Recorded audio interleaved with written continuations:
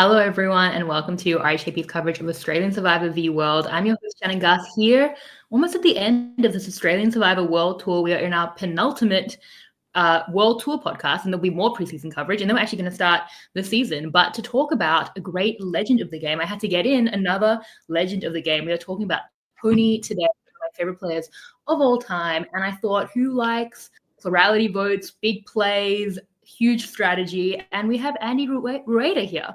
Andy, how are you? Oh, how are you going, Shannon? Excited as always to break everything down with you. I reckon today's going to be another good one. Yeah, we got a lot of compliments about Andy's Australian accent on the last podcast, and look what you've done. You've emboldened him. Stop sending in those comments. Thank you for indulging me. I heard Omer try it again, so I wanted to put in my my second take there. But yes, very excited to talk with you today. This is super exciting. Obviously, any Survivor super fan is going to be super excited to see this cast and think about all the different angles. And I think Tony is, one of the biggest names in global Survivor. So can't wait to get into it. Yeah, the fact that they got Tony for this is so fun. I think the thing about Tony is like when he's not on Survivor, he disappears, and you're like, are we ever gonna see Tony again? I felt like that was true after Game Changers. Like he was gone for ages, and he came back famously and Winners at War, won that one. And then after that, it was like, is this it? We never see him again. And then he's done the Traders. He's here now. So whenever they can like find Tony wherever he is and get him onto one of these shows, I mean, I think as a massive Tony stan, I'm into it personally. And yes, I'm a Tony stan too. And I think that's just like perfectly fitting of his personality. Like I feel like he's the kind of person who's either all in or all out. And it's like super clear how he comes in so strong doing a season and then he's just nowhere to be seen, which I love that. I myself kind of play it sort of cool with social media and posting a lot. He does not do that. I think he really has to, he enjoys his time out of it and with his family so that he can get ready and get back into it. But I think he probably felt a little bit, a little bit of FOMO seeing some of these other US Mount Rushmore people like doing all these new shows, like going all around like the grand world tour. And I think that's like got him fired up again. I can't wait to see like Tony. What is this? This is Tony 4.0 if we're just doing Survivor. And I'm excited for that. I mean, I barely count Game Changers, but sure, we'll count it. We'll count the episode, the premiere of Game Changers, which was awful. The core memory unlocked that I watched it earlier before my brother did. And then I was like, oh my God, Tony's out. In the first episode, he was out. It was a double boot. And I just always remember walking to my brother's room at the time and he was in the fetal position. This was the worst case scenario. Yeah. It wasn't good, but I think it's long been immortalized that like he has this sort of sandwich legacy where he it was worth came it. in, won Kagion, and then crashed out on Game Changers. And I think a lot of people, and I agree with this, I think that second go around set him up to have a chance at Winners at War. And so that like, that's kind of the arc you want if you're going to play 3 seasons. You win twice, you take that. And so he's coming in, this is 4.0 for Survivor, but he was on the Traders in between, and it wasn't as like much of a disaster, but he was an early out. So maybe it's the every odd time for Tony. I think so. Yeah, I like to think so. I wish I could go back in time now with the wisdom to go to my brother in the fetal position and be like, it's okay. He's going to like use this and the bad reputation from this, and then harness that to have the best win, I think, in global Survivor history on Winners at War. So like everything makes sense in the end. You know what they say about like surgery halfway through looks like murder? That was Game Changers, but there was a plan. I don't think Game Changers was intentional, but it was certainly utilized and then made into the Winners at War win. So I think a lot about Tony. Yeah, I think a lot about Tony in general. And I think how he is not just like, he's once in a lifetime casting. Like if Tony was just a character on the show who had never won, we would talk about him, I think, as like the best or one of, and we'd be underestimating, I think, the best character possibly in the global show. And the fact that a character like that can win like one time is just so beautiful. But the fact that that's a 2-time winner, like this shouldn't exist. And I think about that often. I just wanted to say that. I agree. I really relate to you because that reminds me. So like, I want to shout out a guy named Noah Markowitz. He is like my oldest RHAP patron friend. I met him at the Island of the Idols event in New York City. And he's like the person before I met my girlfriend, who's an amazing Survivor super fan mind in her own right. So now I talk to my girlfriend, less Noah. Years, like when Winners at War is going on, like he was the person I was talking about strategy with all the time. And I just like even to this day, I text him every now and again. I'm like, I can't believe Tony won Winners at War. Like, I just can't believe it. And I think it's just like emblematic. I think Tony's brand is he just plays so improbably. Like improbable is like a huge word like that sort of encapsulates his Survivor career. And I really want to get into this because I think thinking about it, he is so Australian Survivor coded. He really is in so many ways. Unlike the US, in the US, it's not as common for this to occur, but he was like the main character in an incredibly like explicit way. It was very clear he was the main character of Cagayan, and he was, you know, hogging confessionals, which is very Australian Survivor coded. But also, I think some of the big legends of Australian Survivor who are on this cast definitely have Tony DNA. We can get into that when we talk about them, but like they also are sort of noted for being bombastic and doing things where you're like, that can't work. That's not going to work. That's not going to like, you're not going to go far playing that way. But for Australian Survivor, which has a different meta and a different sort of whatever casting distribution, like that does work a decent amount. Like playing big, playing explosively, hogging idols, you know, being an idol hound, making sort of big flashy moves. It does sort of make you a legend for Australian Survivor. And I think Tony is the prototype of that because he played right before Australian Survivor rebooted, right? And, you know, skipping to Luke and stuff. Like I know Luke, probably David a little bit. They did the classic thing of like watching highlight tapes of Survivor, and, you know, the Spy Shack and everything like that was like, was a huge part of it. So I think Tony's DNA is all over this cast. And I think it's because he's sort of his like larger than life character player combination is sort of like lay the groundwork for Australian Survivor. That's such a great point. We've definitely like compared a lot of people on this cast, and we've spoken about this through the World Tour, to the Tony versions. George, Luke, who watched the Tony videos as his only prep for 2017 and then brought the Spy Shack to Australia.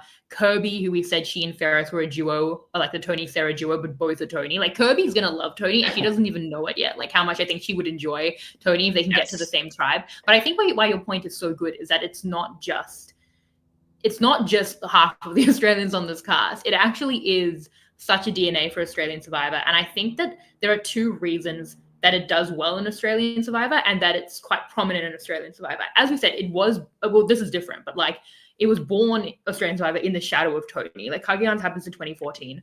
Australian Survivor happens in 2016. So if you're getting cast and you're thinking about playing, like you're going to that 2016, 2017 season, Tony's all over that he's going to play Winners at War. Like that was the Tony era. And he also slightly played Game Changers. So you're thinking about that through that era. But I think separately to that, something that is very good for Tony, and I think very good for these types of players in Australian Survivor, is space. You know, in the new era, if you try to play like this, there's nowhere to hide, and you're in these tiny little tribes, and you might not even, you shouldn't even, I don't think, like you don't have the capacity to do that, and you're going to get found out very quickly. Like make a big voted Murgatory, you're constricted, then there's a split tribal, like it's so constricted that this is actually, I think, will be an issue for Tony on this upcoming season. Something that like is good for Tony is time in Winners at War, where he, and there's nothing but time in Australian Survivor, where he, you know, can like create that new perception of him, really like connect with people. Tony needs the bounce back. He needs people to forgive him, and he needs actually time to work back. He needs to make big moves and then find new numbers to flip it around. Like he's always flip-flopping that space and time and options, which is very true of Australian Survivor. Then I also think a reason it's so prominent is Australian Survivor, everyone's fighting for screen time. Like you are not entitled to a confessional the same way you might be, especially in new era US Survivor. And I think just generally compared to US Survivor, Australian Survivor is obviously more disparate in the edit. People want to make good TV, and people think it's 50 days or it's 47 days or whatever. My chances of winning are low, but I'm going to be a big character. And that makes them a Tony style. When you're thinking of a big Survivor character, you might naturally go that way, or you might even have Tony in your head again as a prototype for that. So I totally do agree that I talked about it as a George effect, and I certainly think through the new era of Australian Survivor, that second half of Australian Survivor, George's handprints are all over that. But I think at its infancy, a lot of that, and I don't know how many Australian Survivor players have actually watched Tony, but a lot of them maybe have seen clips, And I think like unconsciously or not, that Tony style is very much like in the Australian Survivor DNA, and you're totally right about that.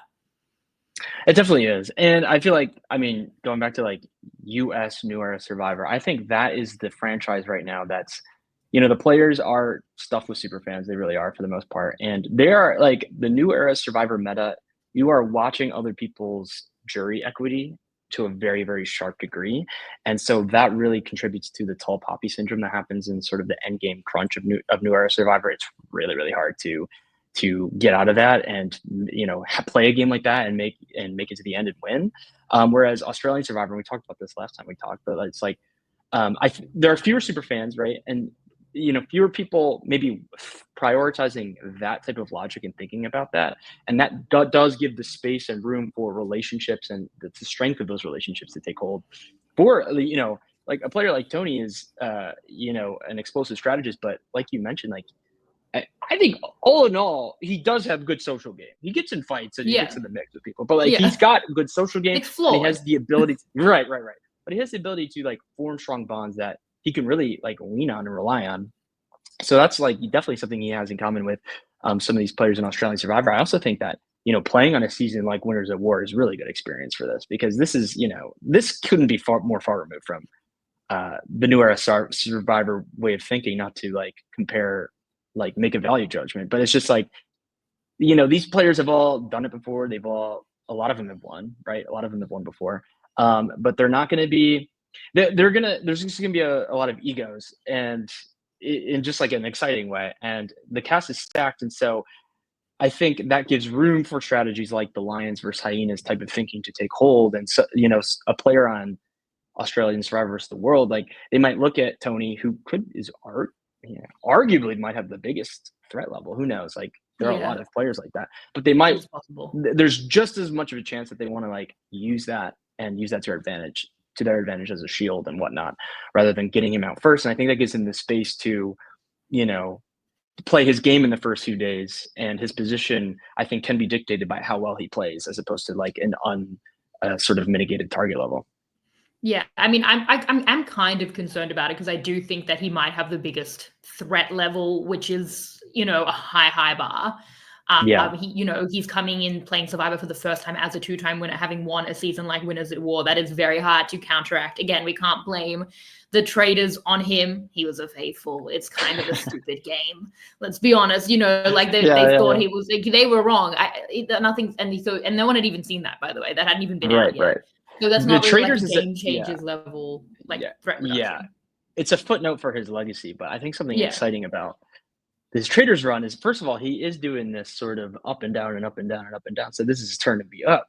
But I remember in like exit interviews, he told Rob, he was like, I played like a mouse in the Traders Castle, and I never want to play that way again. Now, I don't know if that was like before or after he filmed this. It doesn't matter. That makes me excited, because I feel like that's definitely going to be his mentality coming into like a giant season like this, with a lot of like legacy and stakes on the line. He's going to want to play the Tony way, and that's going to make amazing TV. And there's going to be highs and lows, and he's going to make smart moves, and he's going to make probably dumb moves, and he's going to figure out a way to like to sort of to manage all that. And I hope he has just like that little bit of room to like for him to take off, because like when Tony is cooking, I mean it makes a great season. Not everyone loved Winners at War, but I was all in on the Tony show, and so he was really cooking in Winners at War. If you love Tony, then Winners at War was such a delight. Exactly. Like Winners at War was the best 40 minutes of my week at the first half of 2020, which was one of the worst periods of my life and many people's lives through COVID. Yeah. And just that 40 minutes a week, the joy I got just from I love Sophie, but the extortion episode was like, I think the best episode any player's ever had. And truly it gave me more joy in that time than anything. But my concern for Tony is like, if you told me this was a regular season of Australian Survivor, I think Tony does well.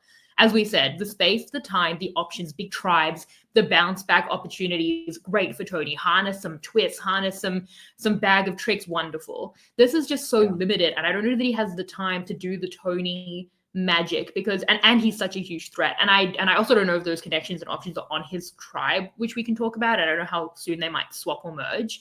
But I think that like some big things about Tony's game is I think Tony is, I'll say this, underrated, which is an absurd thing maybe to say because he's very rated. Like, obviously he won twice, but I actually think he's underrated. I think people try to discredit Tony at every turn. And the way people characterize him as a player is simply, I mean, at least half the story, if not actively wrong, that he's this like all-in idol guy, and it's all even like, I mean, challenges the Winners of War he was winning, but like idols and it's defensive and it's that type of game. Like, of course there's the bag of tricks, but as you were saying, the social game is a big part of Tony's game. Like, I think there are two parts of his game that are crucial to who Tony is as a player. The first one is forgiveness, which people need in bucket loads to be an ally of Tony. And the second one is like pure lovability, or he's just like so endearing. Like, there's a quality that you cannot manufacture that like someone like Russell doesn't have, that a jury is not, they don't feel warmly towards him. Compared to how juries twice have looked at Tony, they're laughing at him in the Final Tribal, not at him, with him in the Final Tribal Council. He's making jokes and making them laugh, connecting with them personally. I'll always remember how he was like, Adam, you as a super fan will love what I was doing. Like, you will understand the lore of this and enjoy it. Like, he knows how to personally connect with people. So I think, and those two things are connected, because if you kind of innately love him, which I do, you will forgive him. And I think as well, people discredit, they say that Trish was the one, you know, getting people back on side when he was flip-flopping in Cagayan, which really overlooks the fact that A, he's going to do it again in Winners at War, and B, he was at the very least doing that with Trish, at least in Cagayan, when he's blindsiding her, and she's still going to bat for him, and then eventually will be voted out and sent to be a jury vote for him. So I think that if you look at his relationships with Sandra, who is saying queen stays queen, adios, and voting him out of Game Changers, and then is one of his closest allies at the beginning of Winners at War, one of the only votes he wasn't a part of in Winners at War when she gets idled out, or Sarah, you know, who he becomes really good friends with in real life after they had like massive beef, you know, in Cagayan. So it's that type of bounce back forgiveness relationships that allows Tony to play really big, make big moves, ask for forgiveness, not permission, get that forgiveness, as we saw with someone like Sarah when he does the Sophie vote, and so many other examples, and really have a fluidity to his game that has like that protection of it's going to be, you know, forgiven. He's going to be able to maintain, or at least like recreate those relationships. And that's so important to the way he plays strategically. And he's a very offensive player. Like, yes, he has idols and stuff, but he's always in control. So he's using that very cleverly, as we saw with like the super idol lying about when it is good for. He said it was good at 4, so that's very creative. He's using it very offensively, like he's using it for fear, but he's not using it defensively because he's in power. So I think that people mischaracterize him because they can't conceptualize, or maybe don't want to, that a player can be like, he seems like he's so all bag of tricks. Like, he seems like he's so much just strategy, almost more like a George type player. And we obviously spoke about this on the George podcast, but I think it's even more social than that. And I think that the strategy doesn't work unless he has, and it definitely doesn't garner jury votes later unless he has all of that as well. A lot of things there. I agree 100%. I think he is underrated for sure, because at least coming out of Winners of War, and I haven't thought about this deeply in a while, but like after Winners of War, I'm like, he's the greatest Survivor player of all time. And a lot of people don't think of him that way, like a few years removed. But I mean, first of all, how special is it that someone who is arguably the greatest Survivor player of all time is also one of the most entertaining Survivor players of all time? There's no way that there's nothing that guarantees that to be necessarily true, right? But Tony is that special combination, and Rob Cesternino has, often called him a unicorn, and he is, because I think what makes him great is that he breaks conventional rules and he plays a way that only Tony can play successfully. Survivor history is littered with people who love his game and want to like copy him in different elements of it. It just never works the same way, because Tony is Tony, and I think it's a special sauce, and it's a special combination of skills. Again, because he is flashy as heck, because that's the only way that he can. It's like he has to keep going. He can't stop. You know what I mean? But he is smart enough, and I think social enough, to figure out a way to navigate that as he's going. And so I just feel like he does have that ability to do damage control, which is really important. And I think there's something it's the same way it's thrilling to watch him. I think there must be some cognitive effect playing with him, where it's just so unrepentant and sort of shameless. I want to say that positive connotation. So unrepentant, in your face, that it does not come across as slimy. So I think whether or not you go into a season wanting to work with him, or you like him off the bat. Maybe he does things that annoys you, whatever. I think no matter what, like the longer you play with him, he does grow on you in a sense where you just can appreciate that this is the kind of like game he's playing. He owns, when he sits at Final Tribal Council, he owns the game he plays, which is kind of rare for someone like him, I think. And it's just, it can't be stated enough that like by the time he does get to Final Tribal Council, you just have a level of respect for it, because as aggressive as it is, as flashy, and as many blindsides as he's pulled off, it's just never slimy. And I think that is such a fine line to toe.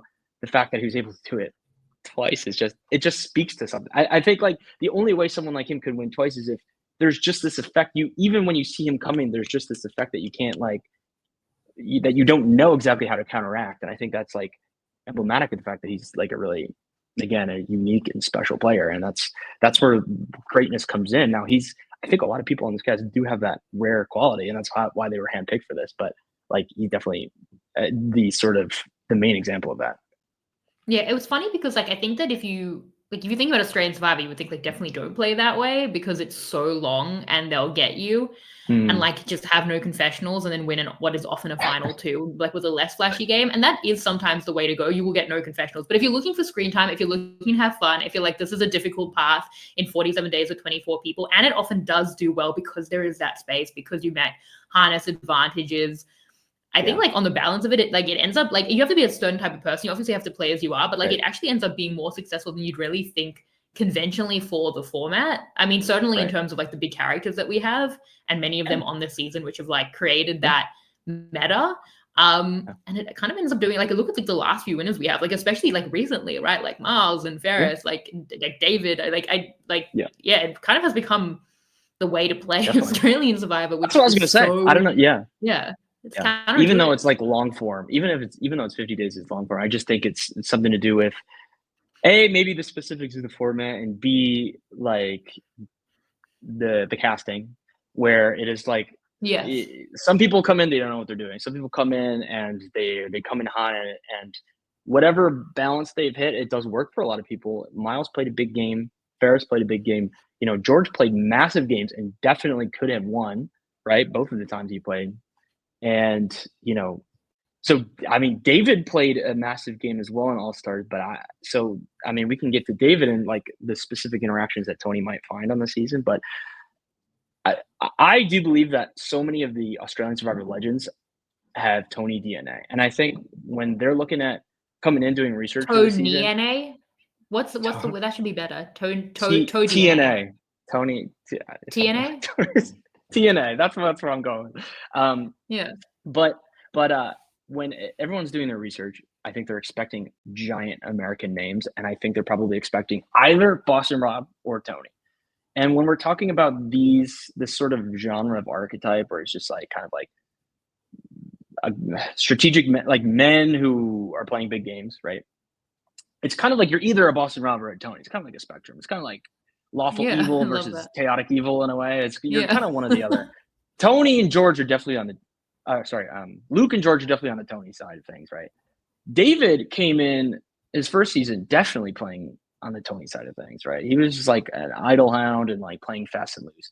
I think when he sort of calibrated his game for All-Stars, I think he was starting to show more Boston Rob type tendencies. But even then, if you like dig into his All-Star game, it kind of is reminiscent of Tony at his best, where he's got these key relationships. But so either way, there is at least some Tony DNA there. And so I just want to see, like, the TNA is there. I want to see, I just, like, my big hope is he makes it to whatever the merge type deal is on this season. Like, I really want to see him interact with some of these Australian players, the men and women. But I feel like the men are all kind of like different Tony variants. It's like a cool multiverse type. Yeah.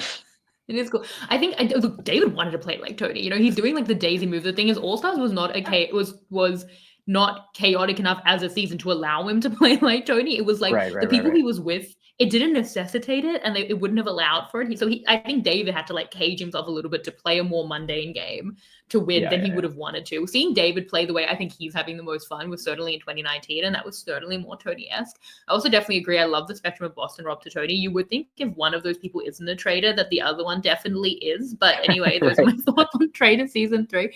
I mean, I think this is really interesting. I think as well, when I'm thinking about Australian Survivor, is because not a lot of super fans come in being like, I'm going to play a really considered, almost passive or quiet game, because that's the way to kind of win this long format. I think the people who are being more quiet don't know the game that well, or maybe not as innately skilled for it. This is pretty broad, but like even Kirby, who doesn't know it, like she comes in with the skills and she plays big. And then the other fans, like they come in wanting to make their mark, knowing that like, again, like the edit is not guaranteed. And then they end up playing big. And then the metas of the season end up following that, because these players who are kind of in control or more knowledgeable or kind of quote unquote better at the game are playing at that like louder level. Yeah.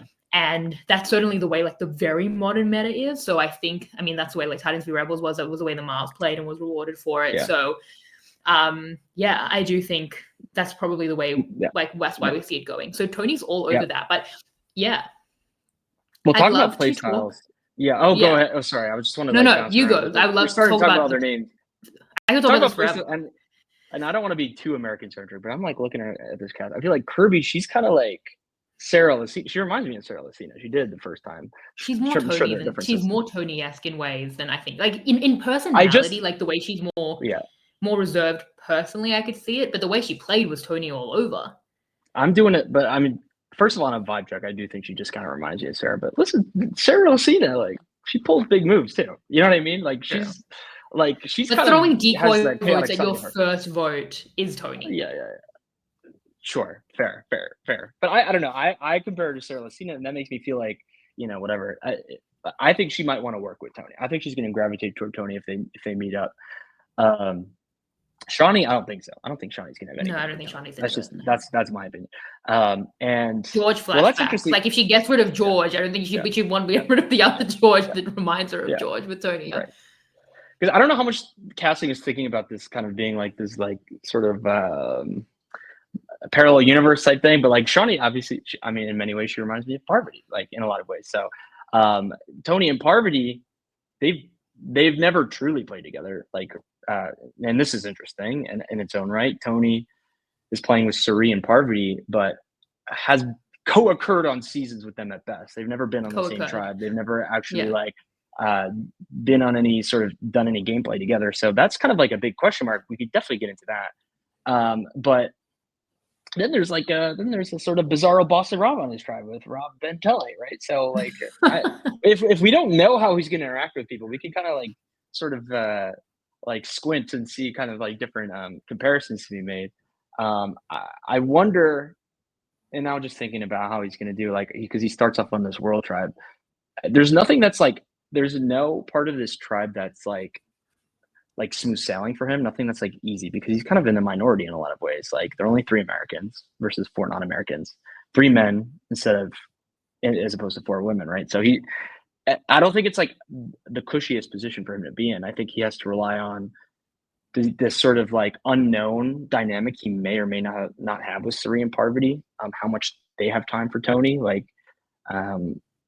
That's just going to depend. I think they're going to link up, Suri and Parvati. It's going to depend on what their early gameplay is. It's either like with Tony or against Tony. It's like a big decision that they have to make, because they could easily probably go with the 2 other women if that's like an easy sort of slice in the numbers in the tribe. But then there's like Rob. So I didn't watch Rob seasons, but I've like heard so much about this guy. I've heard so much about Rob Bentelli. It seems like he's Boston Rob coded if we're going to do the spectrum. He's not like Tony, right?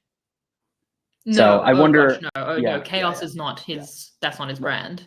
Yeah, so he's very lawful in that sort of axis. So, who do you think? Too lawful. Yeah. Who do you think he's gonna work with on his original tribe? The World Tribe is an unfortunate tribe, because I do think he comes in as a huge threat. He was never on the same tribe as Suri. I do think Suri would enjoy Tony in my mind. I think that Suri, you know, she loves Survivor and she loves fun. Suri also plays with that sense of fun. So in my mind, she loves Tony, but I think it's just what I want it to be true. But I could see it. Whereas Parvati like has never like and again Tony played one episode of Cerise and was never on a tribe with her. It's like nowhere near her in Game Changers. Parvati is on Winners at War. Obviously, he's never on a tribe with him. He's never on the edge with her. She is the one who extorts him in the extortion episode, and also she doesn't vote for him to win. She votes for Natalie. But again, is that like an anti-Tony thing? Like Natalie's her like closest ally. So I don't really see anything particularly negative. Even with the extortion, like Tony was Tony. It doesn't feel personal to me. Yeah. But I still don't think that Tony is necessarily the kind of person that Parvati wants to work with. I think Parvati is very well connected. Yeah, I don't think Rob Bentley is going to love the Tony vibe. He didn't like much less chaos, you know, like he kept it very rigid, very moral. Like I don't think that that's moral in quotes. I don't think that's his game. Cass, I don't know. Lisa has come around on Tony ever since famously, you know, not famously, but in my I did the Winners of War premiere recap with her. She was not a Tony fan. She subsequently told me that she became a Tony fan because she listened to his deep dives. And she was like, oh, he's like way more cerebral than I thought. Like she kind of understood the player we're saying that he is. So I think Lisa could be a fan, but Lisa's like a fan of everyone. So I don't know how much that's going to be. And then Tommy is the one. Tommy's like the one person on that tribe who I actually think has said he's a huge Tony fan and is like a massive fan of the show, and I think will like love Tony. He's not necessarily a chaotic player, but I think he's going to be like really fangirling over Tony. So that kind of sounds to me.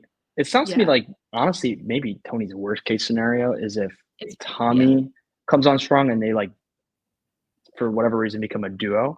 That would not be good because I think what's more likely to happen is I think Suri and Parvati are going to be in a great spot. I think they're going to be in a great spot, really. I don't think that these 4 other world people have any connective DNA. I don't think they're going to link up to take out the Americans. That's something that's like theoretically on the table. Maybe they'll have a conversation about it. I don't think that's going to pick up any steam based off of what I like gather about these 4 players.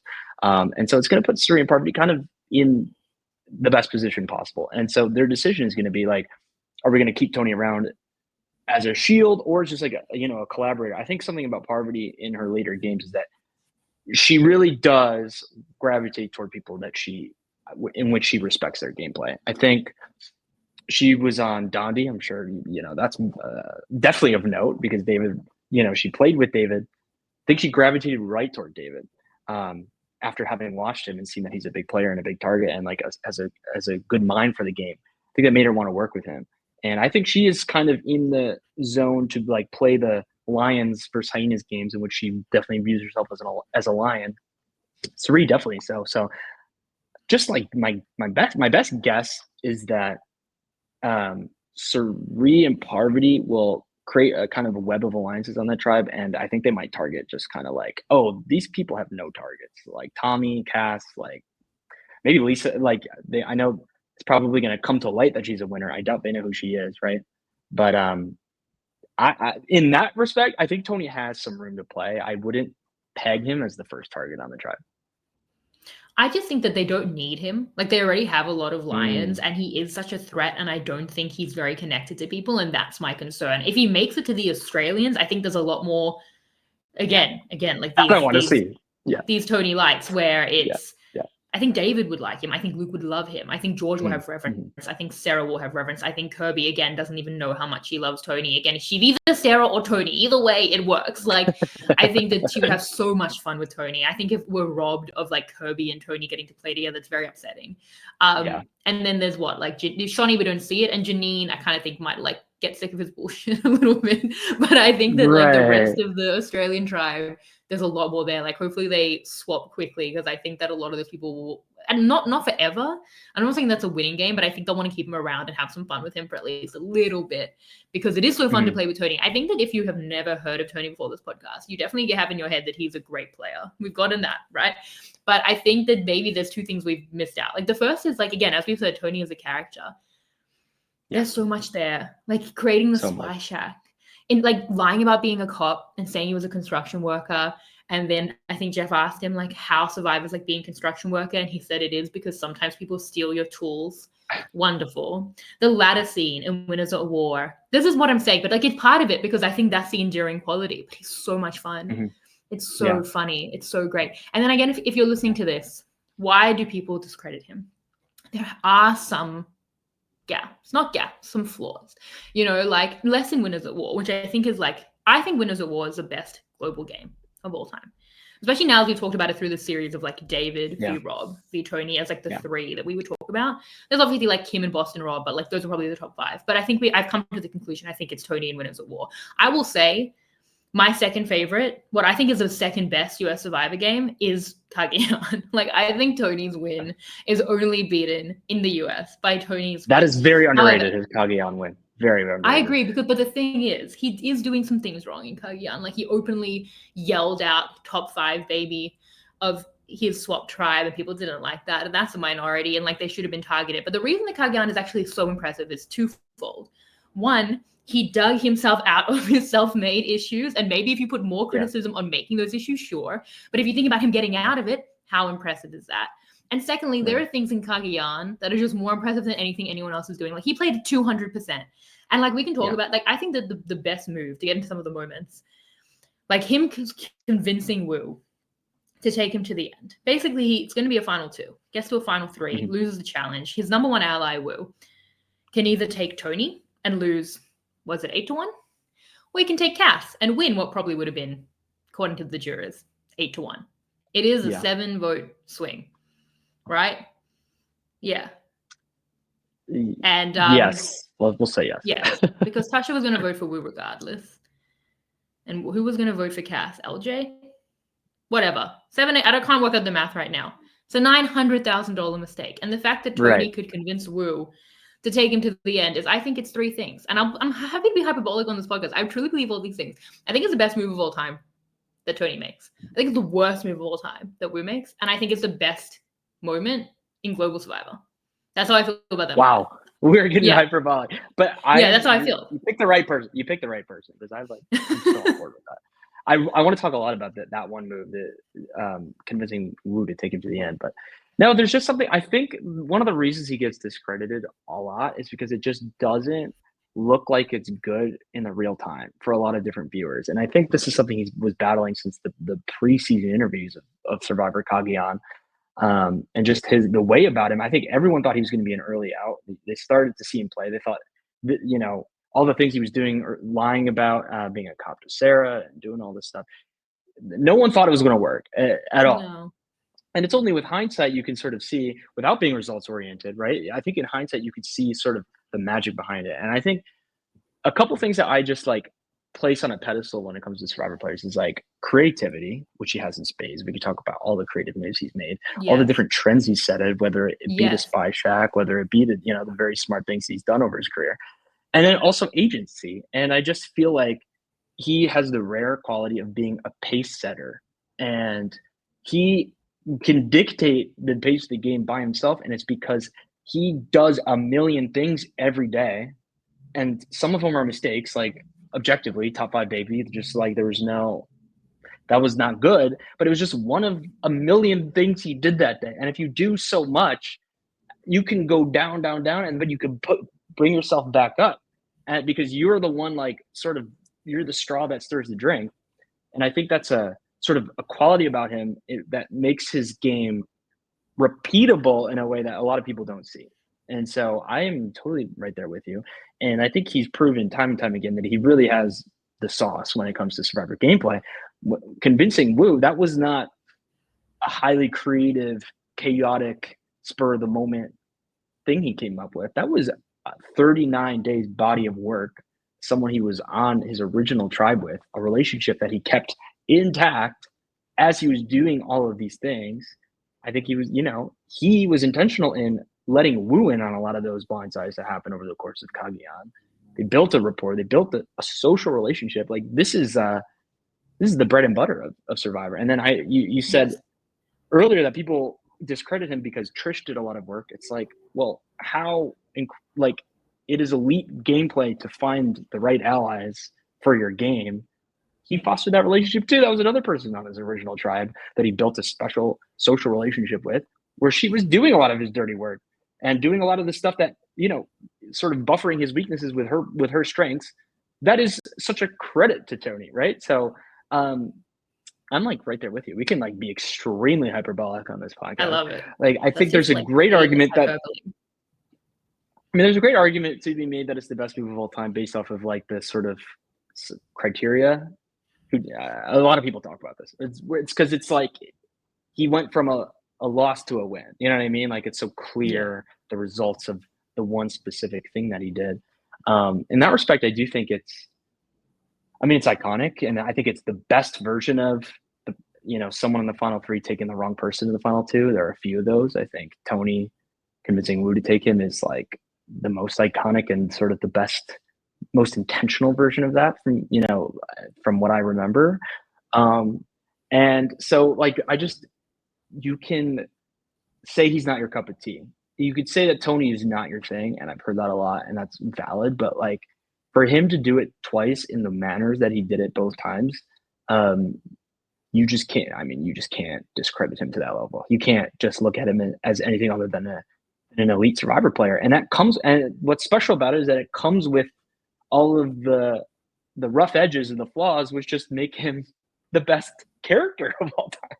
So it's just everything about Tony and Survivor is incredibly special. And so the one thing, and so thinking about this and like, because the one thing that he doesn't have that a lot of these people do have, whether you're talking about the Australian side of things, I guess particularly the Australian side of things, the one thing that these Australian Survivor legends have is that they never flop.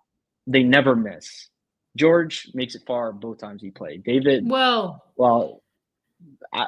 made right. it whatever. You're right. They never miss, but like, I mean, he makes it to the merge twice. Tony flops one time and wins twice. Like no one's won twice. Here's what I'm saying. Let me just like open this discussion because I'm on the same page. Tony is, I think, the best Survivor player in global history, but he was the second boot on his second season, right? Shawnee never flopped, right? So Shawnee, George, David, none of these people have ever gone home early. Luke. I think Luke, exactly. So it's a testament to their skill sets in a way that Tony's, there's, I guess what you can see when he won and then flopped and then won is there is an inherent amount of risk built in to this special gameplay that he demonstrates. And you can't, he's an amazing player because of all that he's accomplished, but there are other types of great players where you have all the confidence in the world that they could go into any season and like, have a good start and like whatever, like do damage and make the merge, etc. So that's the one thing, but no, I'm with you. He's amazing. He's the GOAT. Yeah. Yeah, look, you said like he's not everyone's cup of tea. If he's not your cup of tea, you've turned this podcast off. Like you're hating we're with the people who agree with us now. Sure. Yeah, I mean, look, he's an extreme player, so it's a game of extremes, mostly extremely great to be fair. Like 2 wins. Yeah. If he's first boot for the rest of all time, it doesn't take away from the legacy, I think.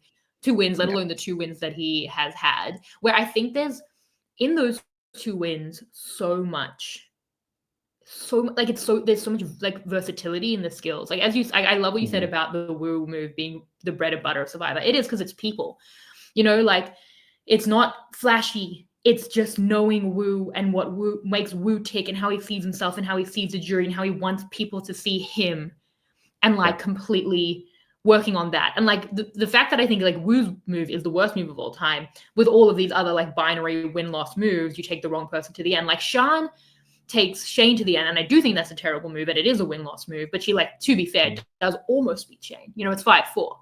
Like, Wu gets destroyed, and he would have destroyed. Like, the turnaround to me is so massive. Someone like Colby who takes Tina, you can say there was other context at the time. Survivor was so big, he didn't want to be a villain. He gets to be good guy Colby. He's on Survivor 50 now. Like, does that buoy him to playing in 2026? Like, maybe.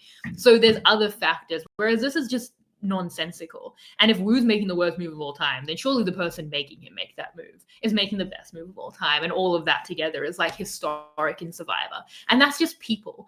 But obviously Tony has other things. Tony has a sense of timing that everyone in Cagayan criticized as too early at the time because as you said, it's so improbable. That's the word. To flip the LJ and then flip on LJ so quickly, it felt quick. But Tony, as you said, like there are trends he's created. Tony is the one that I always credit when I'm like, do it too early rather than too late. Like do it too early and work it out rather than missing your chance. Yeah. Tony creates that. Another thing, as we said, creativity with the advantages of the fact that he said the Super Idol, the Tyler Perry Idol, was good till 4. Actually, something that Rob Bentley used, probably not on purpose, not taking that from Tony, but I feel like Tony is very much like the architect of kind of that idea, very creative.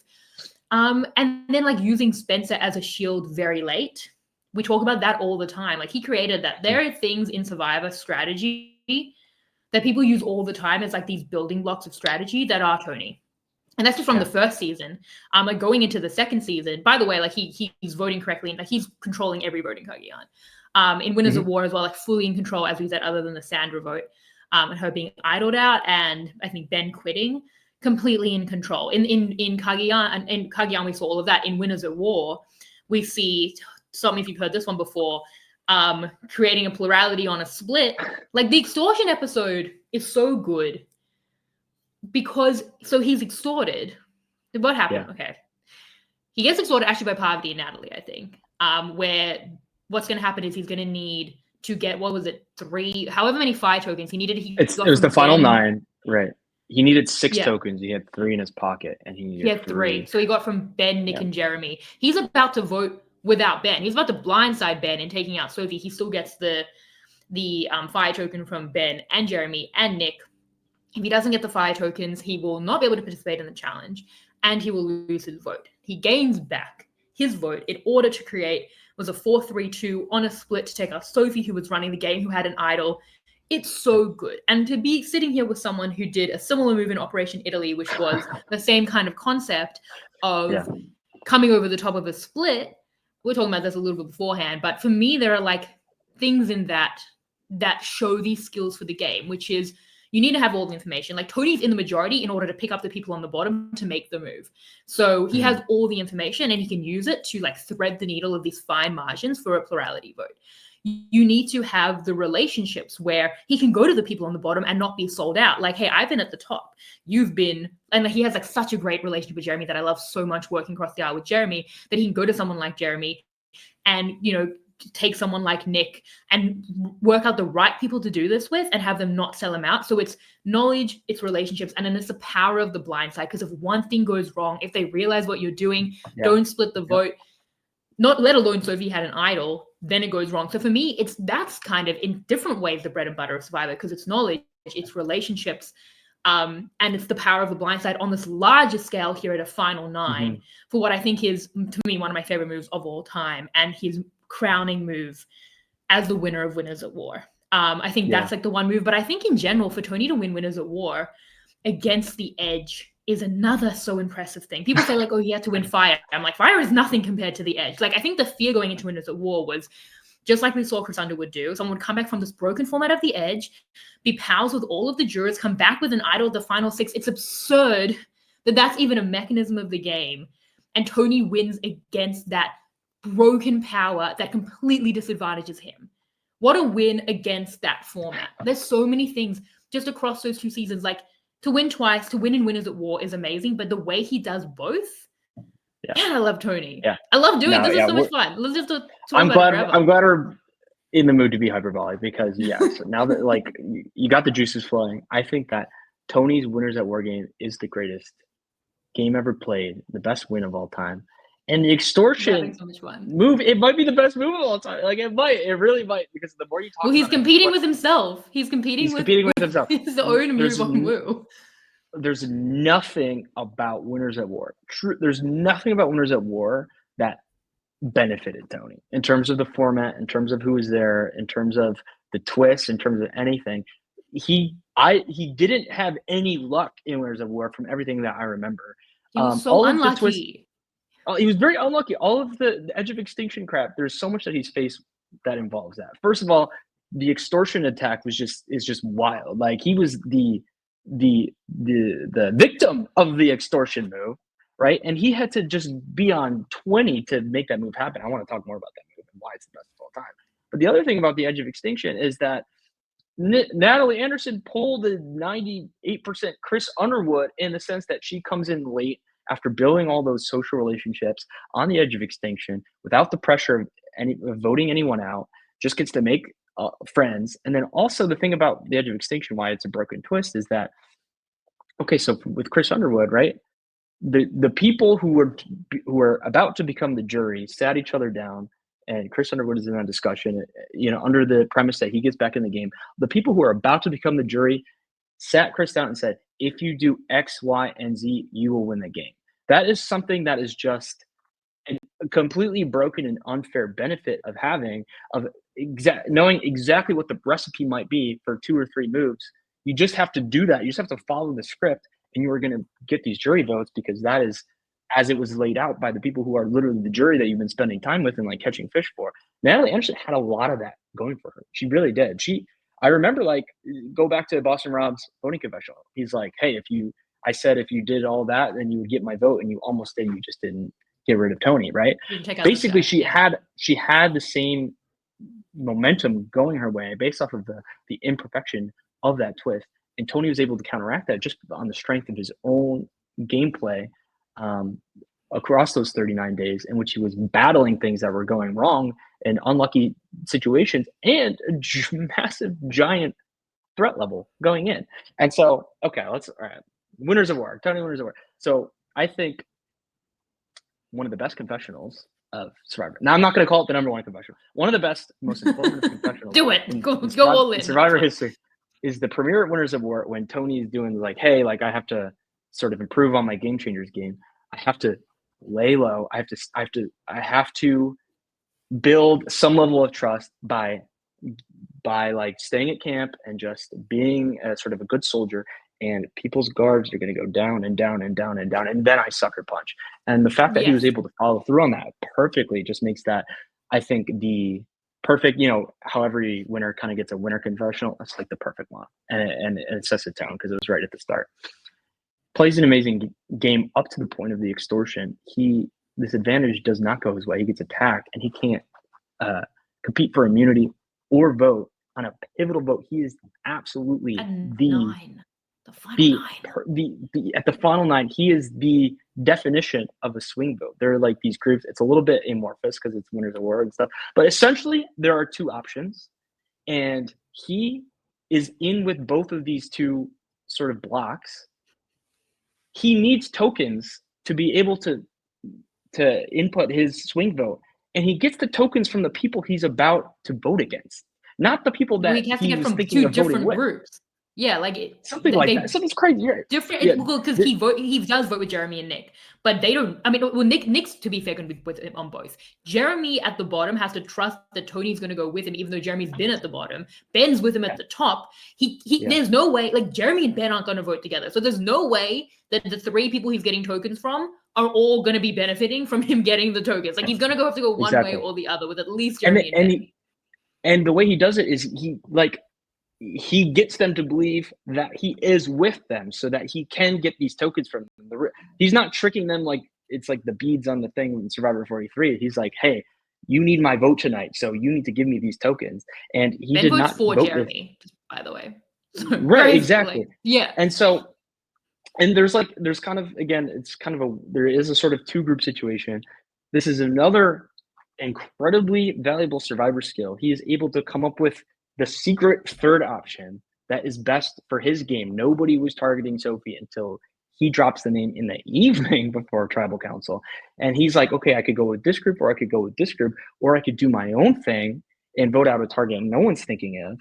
And I just have to grab, I have to rat out to Jeremy and Michelle that they are the supposed targets tonight, get their votes, grab Nick. I don't know how he grabbed Nick's vote. What was going on there? Who knows? It just has that magic persuasive ability. Yeah. And then also has the ability to, while starving on an island, under pressure, under whatever, the ability to number crunch a plurality vote is sometimes harder than others. I think the number crunching skills of the extortion vote definitely more complicated than Operation Italy. Operation Italy is just like 3, 2. You know what I mean? I was like, if everyone votes 2, 2, 2, I can vote how I want. But all that to say, it was more complex. It was more complex, and so and like she has an idol. Set him up very well, and he, not for nothing, he won the challenge that he resurrected his right to compete in. He was just like the best day of Survivor ever played. And that's who we're dealing with. That's right. I'm glad we're being hyperbolic here because that really was I the kind of best want to watch move that episode. in Survivor. Yeah, I know. I want to go watch that Yeah, me episode. too. That was what a Well, wonderful time. yeah, Best day of 2020. even if so for like you and me, you and I love Winners of War because we love Tony. But a lot of people don't like Winners of War, blah blah blah. I think Winners of War definitely could have benefited from the 90 minutes, 100%. That would have made it a lot better. But even if you are a Winners of War hater, that extortion episode is quite special, quite special. Yeah. I mean, I love Winners of War for a lot of reasons. Like, I felt like it was like a celebration of the show, and there were all of these like other elements as a super fan that were just incredible. It helped a lot that Tony won. Yeah, that was a big part of it. But I was enjoying it. I think as well, but it's what you said about how he lowered his threat level. Look at how many versatile game elements we are looking at. He can do the flip-flopping. He flip-flops all over Kageyan. He can look at Wu as a human being and see what makes him tick and get him to make the worst move in Survivor history. He can get the plurality vote, get, the fire tokens, get the numbers where they need to be. But it's the considered nature. And this is something that is very underrated for Tony because he's considered 90% of the time. But the 10% he's saying top 5, baby, and it's not good. He, by his own admission, would say he would dig himself into a hole all day and then spend all night thinking how he was going to dig himself out. Those moments, and I think that, to be fair, he's grown up past a lot of them. Like, we see it for sure in Game Changers. We see it in Kageyan and he gets past it.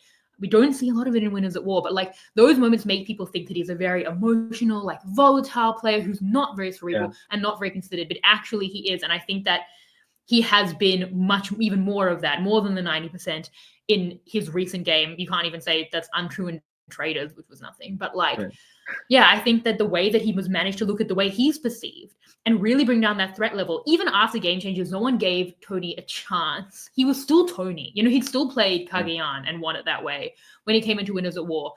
It's so considered the way that he sits on his hands and makes people like him through the first half of that game. He slow plays it. And that's the cerebral, considered nature of his game. And I think that he comes into Winners of War. Well, he comes into Winners of War as that type of player. He comes into AUV World, I think, as that type of player. I just don't know if there's a space for him.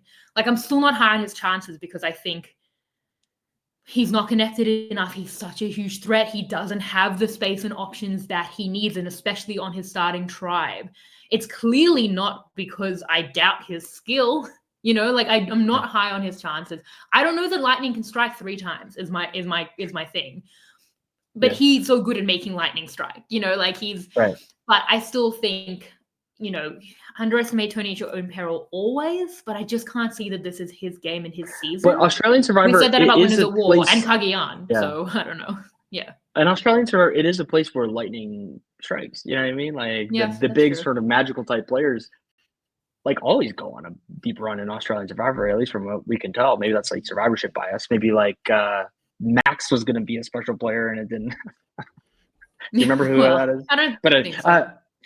All that being said, I do have faith in him. And I mean, the way it could go wrong the most is like, okay, let's look at Game Changers. Yes, it wasn't good. Like, it wasn't good, right? But even in Game Changers, I think lost to history, and maybe this is just my perspective on it, but the big thing that went, the famous moment in Game Changers is that he runs on the beach the first minute of the game, screaming and looking for an idol. That was not good, right? I think, but what's true about that moment, and I believe him with all my heart, is that he was just trying to make a joke. He was just trying to make a joke and fake people out. People didn't get his sense of humor. No. It flopped harder than any joke in world history. But terrible response to that joke. The thinking was that he says it in the real time, people are going to follow him, and he's going to be like, oh, I'm just kidding. And it's just like, oh, okay. Tony is subverting our expectations, and okay, he's going to be chill. It went so horribly wrong that he was in a bad standing. Now he did survive the first tribal council, and then whatever went wrong for him, I don't remember. It had something to do with it. I think it was a lot of Sandra. Queen stays queen. Sandra and Varner, and but then they like become so close. See, he just needs time. Yeah. He just needs they could have rebounded on that season, but he just needs time. He needs a little bit of time. I am hopeful he's going to get a little bit of that space, because it would be truly special to see him go to work against the likes of some of the people who are on this season. And again, particularly with like the other Australian players, I just really want to see what those dynamics could possibly look like. Because what's special about Tony again is like he plays his own game assertively, and I think part of the power of that is there are just so many players who just kind of crater to the center of gravity of that game, and they don't move fast enough to counteract him. But the same could be said about George. The same could be said about definitely like about Luke, right? About David. Shawnee's an amazing player. Janine and Sarah, they're good. They're good as well. But I do think that there is a little bit of an imbalance in. I guess what I'm saying is that there is room for lions and hyenas. There are some hyenas on this cast as well, which is Tony. Janine and Sarah. Yeah, it's so funny because we use that meta all the time. That's another Tony. Yeah. He invented that. Exactly. He invented that. The TNA is all over Survivor, and strangely, even somewhat more over Australian Survivor. And it's so right for him to play Australian Survivor now that we've kind of like drilled down on that. Like, I know we've talked about the various players in the season that are like him, but like Tony himself is like in the meta of both of these franchises, and I love that he's going to play. I don't look, it's either going to go well and we're going to get a lot of Tony, which is wonderful. If it goes badly, I hope that in the future, I know I can say, I wish I could come back to my brother who will be in the fetal position again and say, nobody's going to use this, and then use that into winning global winners of war one day or something like that, and then whatever happens, to be fair, Tony is a 2-time winner of Survivor. Like, we're grateful for what we had. I don't want to be so pessimistic, but like we're very lucky to have what we have at the very least. Oh, we're lucky. I mean, let's take a step back.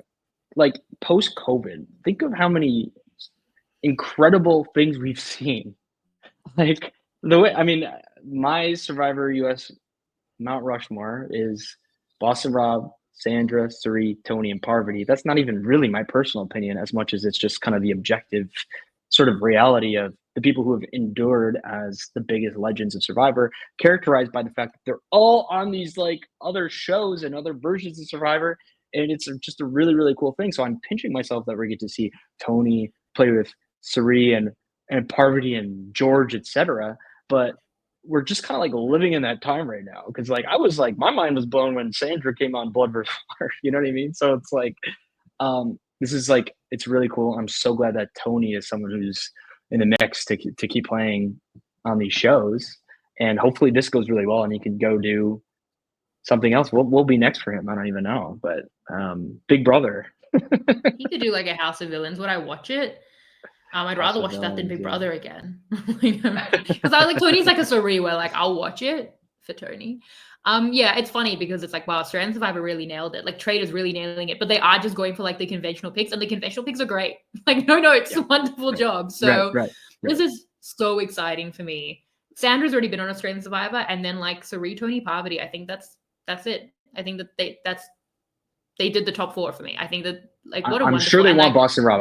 I'm sure they've asked him, but I think Boston Rob has been, from what I understand, like heavily in talks in the past. Yeah. I'm surprised he's not on this. I'm surprised he's not on this too, and I think a lot of the the people from all over the world who's like doing research in preparation for being on this, I'm sure they expected Boston Rob, but like, and it would be wild if Boston Rob and Tony were there together. But the fact that Tony's there, like it's a home run, honestly, in terms of the people that they were able to get from the US. And I'm super excited to see it. And it adds to the lore of Survivor. Even though people are doing it on other shows that are certainly not on CBS, it always adds to the Survivor lore. Now that we get to check the box of like, how do Tony and Suri interact? How does Parvati and Tony interact? We really don't have that data, and now we will, and that's just like it's super special. Yeah, I imagine Tony and Luke just like meeting up and pointing at each other like the Spider-Man meme. I mean, Australia thought that Luke created the Spy Shack, so that's going to be something to explain. Listen, these Australian guys, right? Luke and David in particular, but also George, they have been influenced by Tony in a lot of ways. But I don't think Tony is aware of that or knows that, or unless he locked in to do research, he has no idea who they are, or the fact that they're like wild variants of his own game. Tony variants. I love it. He might be blindsided by that. Like, I don't know. Maybe like a Spy Shack will be used against him. I wonder, that would be new for Tony. That would be but, a crime. That's actually not that allowed in the Spy Shack ground rules right, or the Spy Nest non-ground rules. Like, no. Yeah, I think I love this. The lore that firstly, the hyperbole, so much fun. I love it. If people don't like Tony, you hate us and you hate this, whatever. I'm having the best time. TNA, the Tony variants, it's so legit. It's so great. I didn't even ask you before I asked you to do this if you like Tony. I just kind of assumed, and you like, you 10 out of 10. Yeah, you're right. You know me. Yeah, like when we got on before the call, I'm like, are you a Tony fan? I literally had to ask because I didn't know, but I assumed based on what I know about you and what I know about Tony, it felt right and it was right. And this is great. I love when I get to just nerd out about Tony, which is so frequent. Like we did the I Stand Kagayan show. I also was talking about Tony. We did. Yeah. I was on the Tony preseason podcast when he was on the Traders. I feel like it's often now that I get to like, be very hyperbolic about Tony. Do you think if I cry on a X interview with Tony, how do you think he handles that? Do you think he's like, oh no, who is this Australian girl crying? I don't think, honestly, I don't know how well he would. He would be kind of awkward in that situation, I think. But he really would. Sure be I'll try not to cry. Especially if he's out early. I'll be like in the fetal position myself.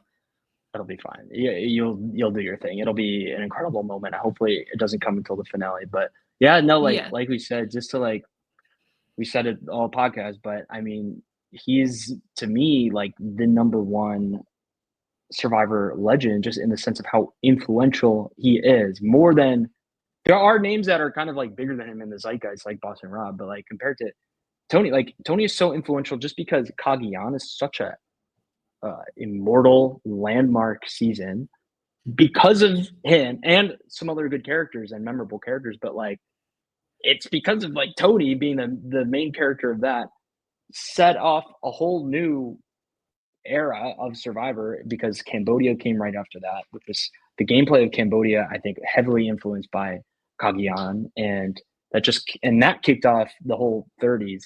So love or hate like what he's influenced, like I think he's the most influential player ever. So I'll always welcome seeing more of him, even if it doesn't go well here. I hope maybe he'll try Australian Survivor again. Like you never know. Like you never know what he'll say yes to, and I would love to see it. Yeah, I don't have much more hyperbole left to give. Tony, marry me. This is like the Andy, thank you so much. This was so much fun. Do you have any other thoughts on the season? Any other predictions or general musings? Good question. I do think that, like I said, I think Suri. I love Suri so much.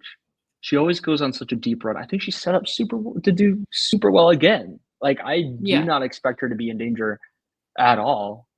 I would say she has a great chance of winning. How amazing would that be if she wins this Survivor? She'll have another shot right after.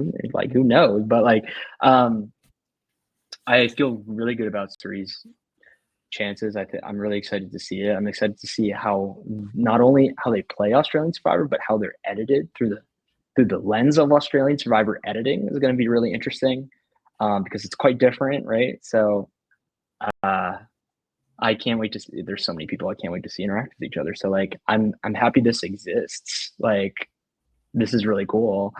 But yeah, I'm just really excited.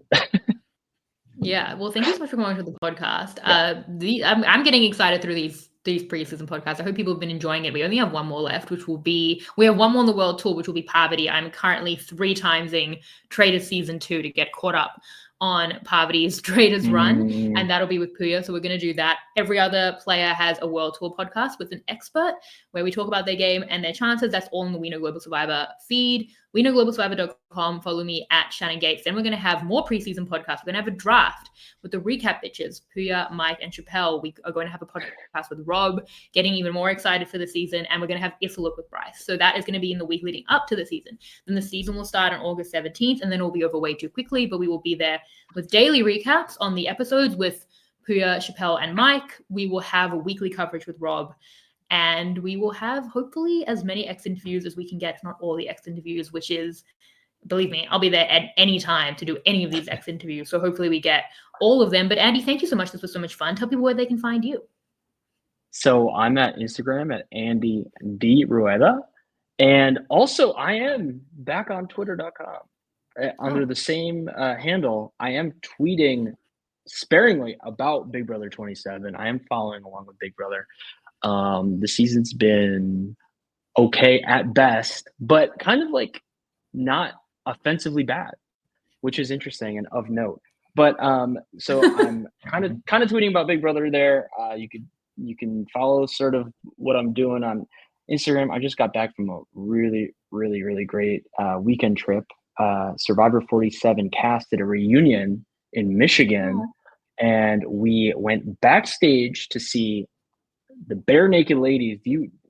Does Australia know about the Bare Naked Ladies? Yeah. I've seen Community, and I know Bare Naked, but I was wondering because I saw it was like Survivor 47 times Bare Naked Ladies, and I was like, what is this? Trust me, I was making Community jokes, calling them BNL Ultra. That's how fundamental they are.